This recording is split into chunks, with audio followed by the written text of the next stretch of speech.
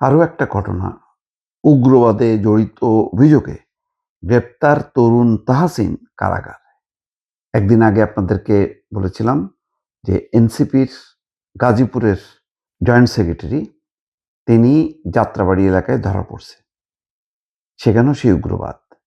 তার মানে তারা নামে বেনামে নানা সংগঠনের মধ্যে ঢুকে পড়েছে এবং তরুণরা এক ধরনের তাদের মধ্যে একটা অংশের মধ্যে উগ্রবাদে ঝুঁকে পড়ার প্রবণতা বেড়েছে। এটা খুবই আতঙ্কের বিষয়।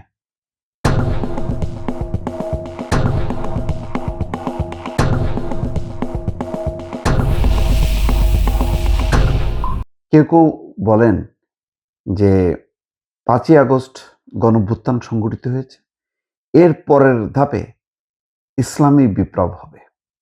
সেইভাবেই কোনো উগ্রবাদী সংগঠন ভেতরে এইসব তরুণদেরকে সংগঠিত করছে। তরুণদের মধ্যে হতাশা, বেকারত্ব, নানান কারণে তরুণদের লক্ষ্য, আদর্শ একটা বিভ্রান্তিকর পর্যায়ে চলে গেছে। গণতান্ত্রিক রাজনীতির চর্চাটা যাদের করার কথা ছিল, তারা সেখান থেকে বাদ দিয়ে ধর্মীয় রাজনীতির চর্চার দিকে মনোযোগ দিয়েছে। দুঃখজনক। গণঅভ্যুত্থানের কোনো নেতাদের আচরণে, কর্মকাণ্ডে সেটাই মনে হচ্ছে।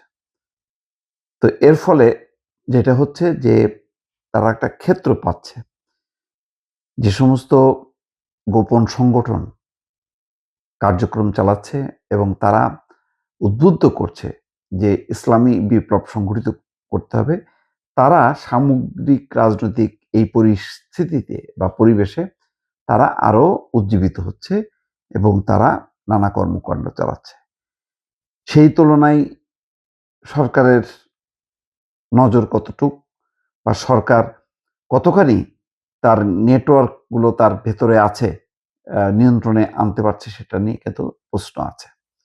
অর্থাৎ যে পরিমাণ তৎপরতা চলছে সেই তুলনায় তার প্রতিরোধে তেমন কোনো সরকারের আইন শৃঙ্খলা বাহিনীর প্রস্তুতি নেই বলে অনেকে মনে করে। এখানে যে ঘটনাটা, সেখানে উগ্রবাদী কর্মকাণ্ডে অর্থাৎ ফাতা কমব্যাটে ফাতা কমব্যাটে, আমি এই সংগঠনের নাম আগে শুনি নাই, সেখানে জড়িত থাকার অভিযোগে গ্রেপ্তার তরুণ তাহসিন ইসলাম, বয়স দেখেন মাত্র ১৯, তাকে কারাগারে পাঠানোর আদেশ দিয়েছে আদালত।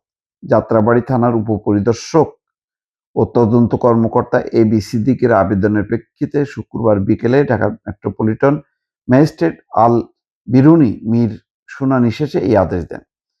তদন্ত কর্মকর্তা এই আসামিকে ৫৪ ধারায় গ্রেপ্তার দেখিয়ে আদালতে হাজির করে ৭ দিনের রিমান্ড চেয়ে আবেদন করেন। বেলা ৩টা ৫০ তাকে পুলিশি নিরাপত্তার মধ্য দিয়ে কারাগারে কাঠগড়ায় তোলা হয়। বিকাল ৪:১৫টায় শুনানি হয়। রিমান্ড আবেদনের তদন্ত কর্মকর্তা বলেন, ফাতা কমব্যাট সংগঠনে জড়িত ব্যক্তিদের সম্পর্কে সুষ্ঠু তদন্তের স্বার্থে আসামিকে রিমান্ডে নেওয়া প্রয়োজন। এই যে ফাতা কমব্যাট, এটা কোন দেশের সংগঠন, কোন আন্তর্জাতিক চেইন আছে, এটা কি দেশীয় নাকি আন্তর্জাতিক সংগঠন, এখনো পরিষ্কার না। সরকারও বা পুলিশ এটার কোনো ব্যাখ্যা দেয়নি। তদন্ত কর্মকর্তার আবেদনের পর আদালত আসামির কাছে কিছু বলার আছে কিনা জানতে চান। এই সময় কাঠগড়ায় দাঁড়িয়ে তিনি বলেন, আমি নির্দোষ, আমার কিছু বলার নেই।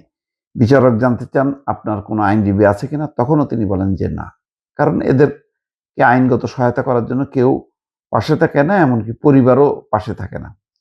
শুনানি শেষে আদালত রিমান্ড আবেদন নামঞ্জুর করে তাকে কারাগারে পাঠানোর আদেশ দেন। একই সঙ্গে ২৬শে জুলাইয়ের মধ্যে তদন্ত শেষ করে প্রতিবেদন জমা দেওয়ার নির্দেশ দেওয়া হয়।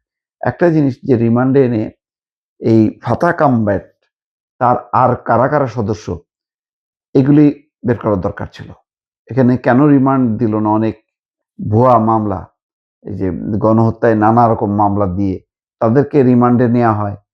কিন্তু এখানে যেহেতু উগ্রবাদী তৎপরতা, সেখানে কেন রিমান্ড হলো না বুঝলাম না।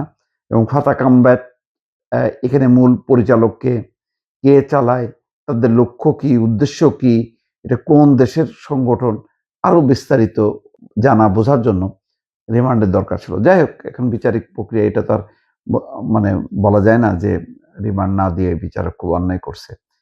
কিন্তু উদ্বেগ উৎকণ্ঠা কিন্তু বাড়ছে প্রায় একদিন আগে আরেকটি ঘটনা, আজকে ঘটলো আরেকটা ঘটনা। যেগুলো আমরা দেখছি তার আড়ালে আরো কতগুলো ঘটনা সংঘটিত হচ্ছে আমরা তো কেউ জানি না। উদ্বেগটা, চিন্তাটা সেখানে।